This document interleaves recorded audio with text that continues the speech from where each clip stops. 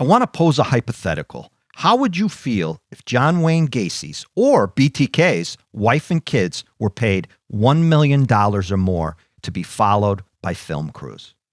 Meanwhile, their psychopath dad and husband, an alleged serial killer at the time, is charged and prosecuted for multiple murders with additional charges likely to follow. Does that sit well with you? Because now, while the true crime genre of infotainment raises the bar with each new high-profile murder story it spits out, payouts like this have become a reality. My name is M. William Phelps. I'm an investigative journalist and true crime author. I've dedicated the past 20 years of my life to helping families of the missing and murdered. Join me. We're crossing the line.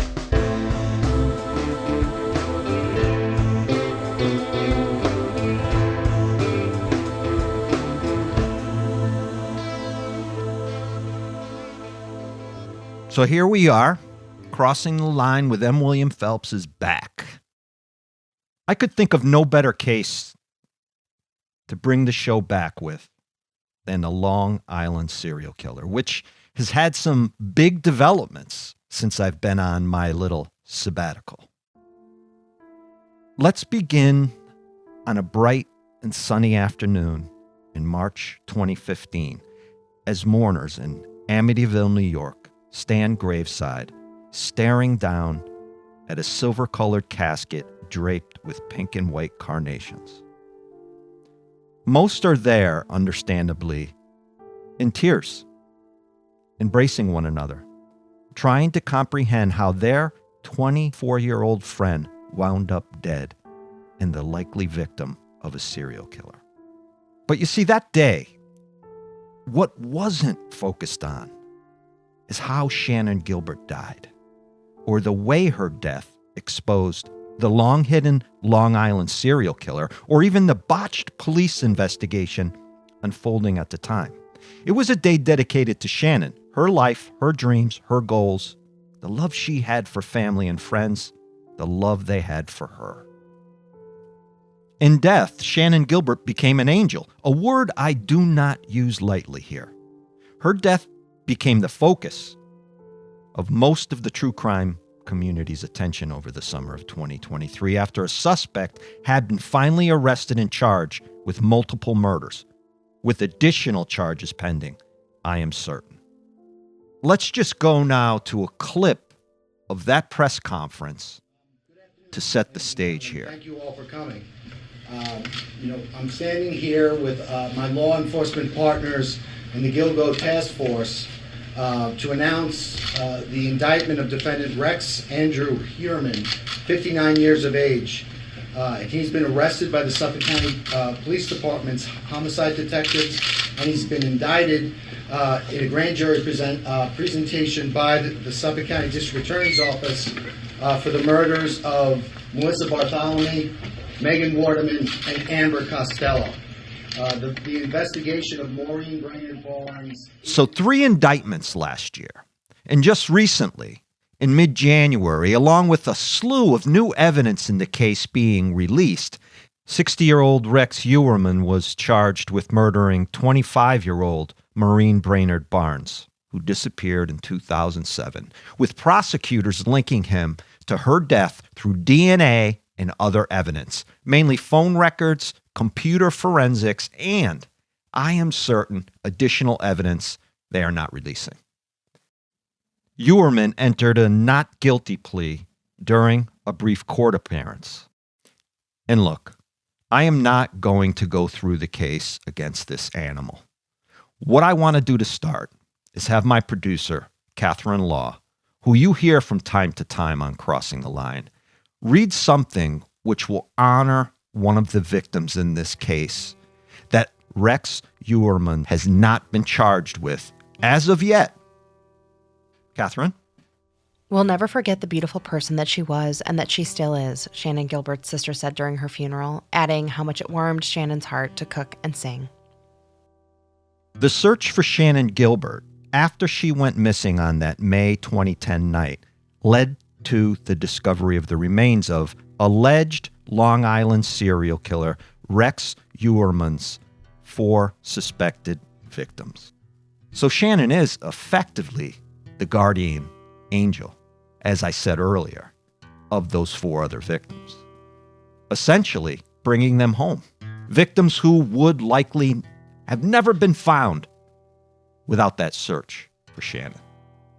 For this special episode of Crossing the Line, or CTL, as we like to call the podcast for short, I'm not going to focus on that scumbag monster serial killer in the details of his crimes, or even the reporting I have done on this case since 2011. I've interviewed dozens of people for this case. I did an hour about it way back in 2012, I believe it was, somewhere around there, for my show Dark Minds. You can look that up online, I'm sure. Dark Minds, the Long Island serial killer. You can find details about his crimes if you want in other places. There's no need to rehash the facts of this case as they stand now. And that's really not the focus of what I want to talk about on this episode. And I want to say right here is maybe a good spot that this episode really is more of an opinion editorial, an op-ed. There was an announcement in November of last year, 2023, which, for lack of a more impactful word, fucking outraged me. And let me explain this. In late 2023, alleged Long Island serial killer Rex Uerman's wife, who now goes by Asa Elrup and has since filed for divorce, along with her 2 children, sold their life rights to Peacock NBC and agreed to participate, granting full access in a true crime docuseries purported to focus on their personal journey throughout his trial and their response after the trial is over.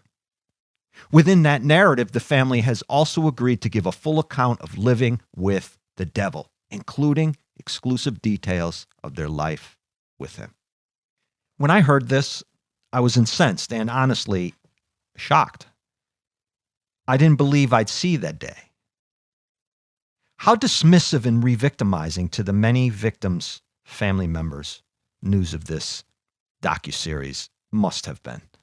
This, mind you, at a time when victim family members were wrestling with finally being able to feel at ease that an arrest had been made after so many years of investigative disappointments. The absolute disregard for humanity of an alleged serial killer's victims and the families left behind, who have waited so long for the process of justice to begin and answers to questions they've had for over a decade. As this production and Uerman's trial unfolds, victims' families will be burdened by film crews following the family of the man who was accused of murdering their loved ones. Just think about the impact of that for a moment. How vexing this situation will be for those already suffering such great losses. Back in August 2023, just after Uerman's arrest, before the lucrative offer came, Asa Elrup released a statement through her attorney. And I'll let Catherine read that for me. Uerman's wife said that she and her children are, quote, enduring a profound and indescribable catastrophe. She pleaded for normalcy, adding, quote, on behalf of my family and especially my elderly neighbors who have also had their lives turned upside down by the enormous police presence, in addition to the spectators and news crews, they deserve to live peacefully. They should be able to walk their dogs and go to the grocery stores without cameras shoved in their faces. I'm pleading with you all to give us space so that we may regain some normalcy in our neighborhood. So money changes catastrophe to full cooperation. Normalcy now means cameras constantly in their face and interviews about their life. Remember, and this is important to keep at the center of this, the wife is accepting a 7-figure payday based solely on her husband allegedly murdering, at the least, 3 women. Catherine? Shannon Gilbert's sister Sherry wrote on X, formerly Twitter, after hearing about the docuseries deal. Disappointed, disgusted, flabbergasted, frustrated are a few words that come to mind right now. The way that the media will buy stories to further re-victimize, re-traumatize, and exploit the families and victims of serial killers is evil. You know, after 25 years or thereabouts in true crime, as the author of close to 50 books, as someone who creates this content full time, for the first time in my career, I'm not only embarrassed, but beyond concerned about the direction in which the genre is headed. I see this deal as a harbinger for turning the genre into something that will damage lives, unquestionably. This current bar now set at paying the family of an alleged serial killer to tell their story is beyond too high. Is it not enough anymore to make a straightforward documentary about a true crime story told from the points of view of those involved in the case? Do we have to tell stories from the point of view of the serial killer and his family too? WTF. Here's something. What is the intent of such a docuseries? What is the overall purpose? Of course, beyond the obvious. What can we possibly learn from a docuseries skewed from the perspective of a serial killer's family?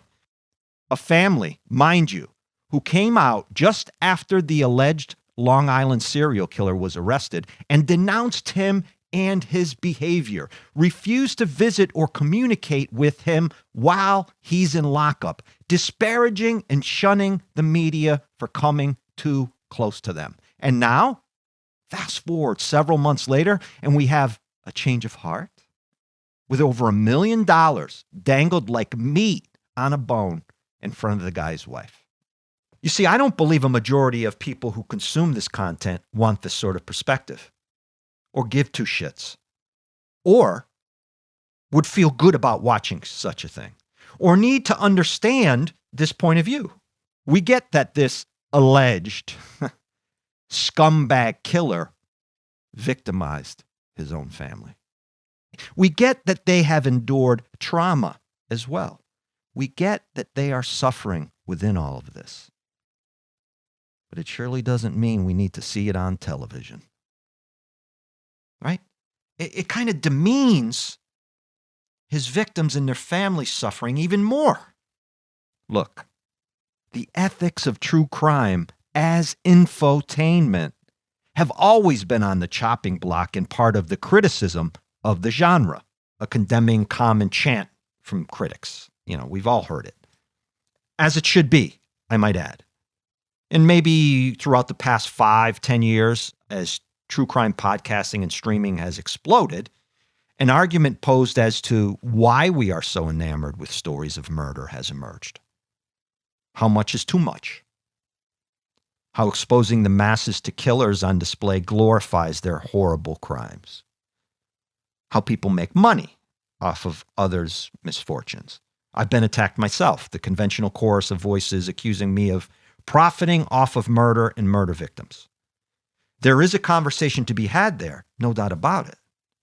And I have always done my best to explain my responsibility and role in the genre beyond being paid. Yet, where is the line now under this new deal with the Long Island serial killer's family? Where's the line in the sand? Let me take a breath and a short break. When we return, I'll delve into the impact this sort of deal will have on the future of true crime.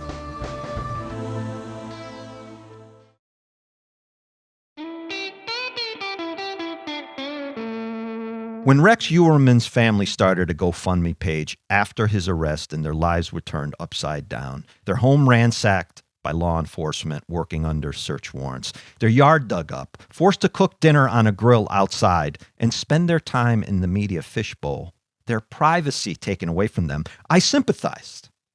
I felt bad. Lots of people did. It seemed awful that they had to be put through such a trying experience. It seemed awful that they woke up one day and all of a sudden the guy they know who's living in the house is this monster serial killer. I understood the GoFundMe page. They were broke and needed money. That's what people do today. They go online, they ask for donations. It's their right in this society today built around social media. I get it. I get all of that, all right? But the unsympathetic and tawdry nature within Uerman's family and lawyers using an alleged psychopath's celebrity status of being billed the Long Island serial killer, well, that made my skin crawl. I have dealt with family members of other high-profile serial killers and their need, absolute need, to turn the situation into a television career or a book deal. It becomes like a drug, the media spotlight. I totally get this. And in that situation, I remained quiet. I kept my feelings about a certain few to myself and some in the industry. This $1 million plus deal, however, has so many ramifications attached to it beyond the obvious pain and suffering of victims' family members that it will cause.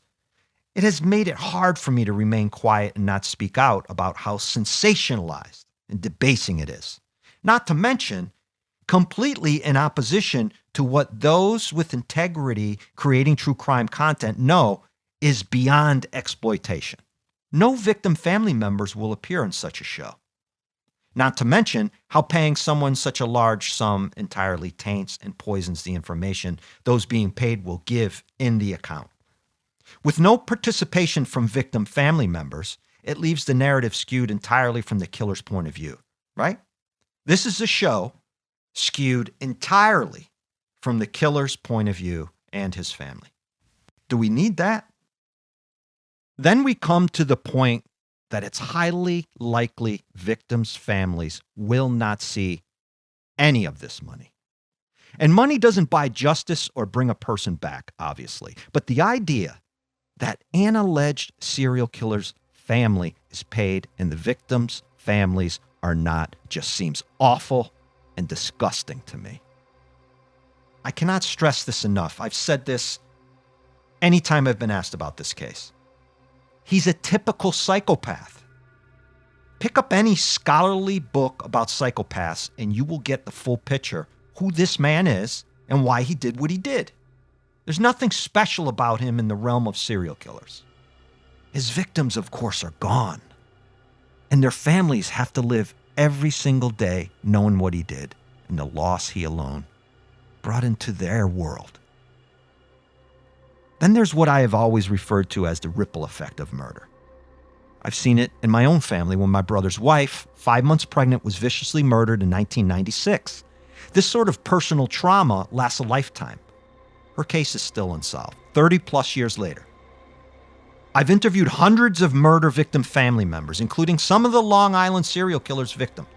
Had someone been arrested for my sister-in-law's murder and her killer's family given 7 figures to be followed by a documentary crew, my brother's kids would be enraged, mortified, hurt, scarred, and forced to be submitted to the tears and complaints and traumas of a family coming to grips with living with a monster. It's disingenuous. It's perpetually wounding, right? On every level imaginable. There is no good that can come from this content. There is nothing new for us to learn as viewers. And what does this do to the wife's testimony, along with her children, when they show up in court during her husband's trial to testify? What about the liability issue for them within what they say, which their lawyers also reportedly paid hundreds of thousands of dollars to appear on camera, are telling them not to worry about? I can imagine a scenario where it looks something like this. A prosecutor, an FBI agent, or detective working the case, they're watching this series post-trial and they say to themselves, why didn't she tell us that? Why weren't we ever given that information? You think they're going to pay this woman $1 million to sit and talk about how they used to garden together and they went out to eat and, he acted strangely sometimes. That's not what they're paying her for. They're paying her for the goods. She undoubtedly had to give them something before they paid her this money. I can't begin to describe the torment and sleepless nights and horror the family of a murder victim goes through as the trial for the alleged killer transpires. I've been there with murder victims' families, on the sidelines, experiencing this. I'm there now with a case that has been postponed for 6 years, watching these people suffer over and over as the perpetrator sits in jail waiting and likely laughing. With this new true crime content bar set at paying the family of a serial killer 7 figures for an interview. An added layer of trauma and emotional pain will be on display for the families to continuously see at trial, and then again when the series goes to air and winds up on a continuous repeat loop on streaming services. You see, they will never be able to escape this if they watch any television at all. I mean, what about objectifying, degrading, and demoralizing women? They see women as prey. One serial killer I interviewed at length routinely identified his female victims as it. He could never say their names. It pissed him off, so I killed it. This is who they are. We don't need a serial killer's family to tell us this, to shed tears and say how sorry they are. We don't need to see that. Someone needs to speak for these female victims in a way that humanizes them, shines a light on who they are, who they were, the lives they led, the memories that family members will take with them. How does paying a serial killer's family $1 million because of what he did to the victims not be viewed as continuing and intensifying the victimization of the women he allegedly murdered? I mean, there's maybe an argument to be made, and some may make it. So what? They cashed in. They gave interviews. They walk away, turning a bad situation into a winning situation for them financially. Come on. I could agree with it up to a point. But this case is only 6 months old, not to forget. Within an investigation of this magnitude and scope, that is like a day. There is still so much more to be done. In fact, just this past November 2023, detectives interviewed a woman who claimed to have met Rex Uerman and his wife while visiting their Massapequa Park house in 1996. According to this woman, there was another woman there at the home, Karen Vergata. No one saw Karen alive again after that night. But 15 years later, in 2011, Karen's skull was found near Gilgo Beach, and she became one of the 10-plus victims associated with the Long Island serial killer. There's a bit more in the forensic evidence portion of that story. I'll delve into that a little bit when I come back from a short break.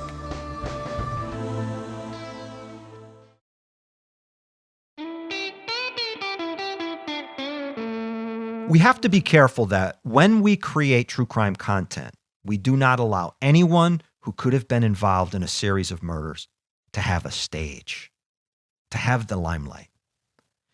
I am not accusing the wife of anything. I want to make that clear. I am only reporting what law enforcement has said and is working on.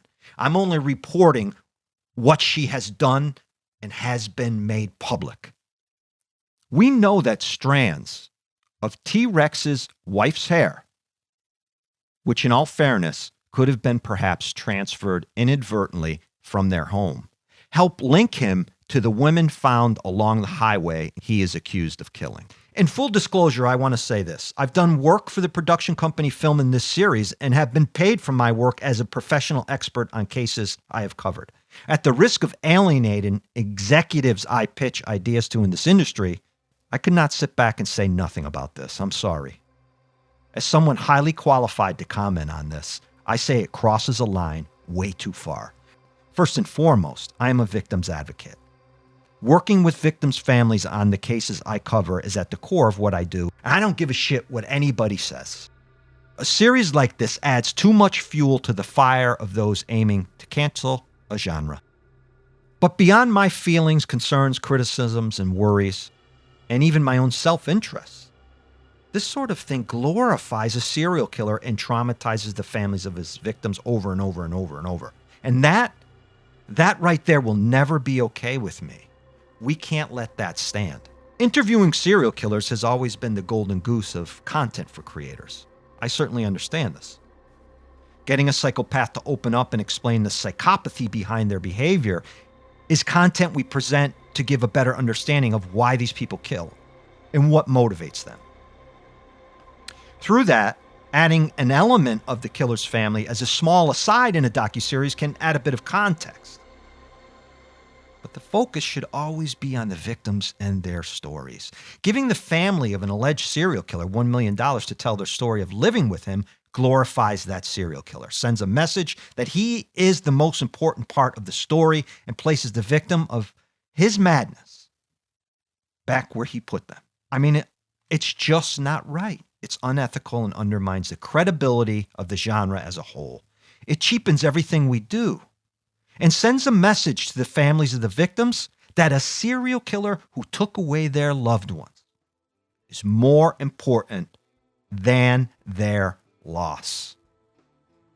If you feel inclined, reach out to me via crossingtheline.biz or comment wherever you get your podcasts. I would love to know how true crime fans feel about the subject of this episode, this editorial, this commentary rant I've been on.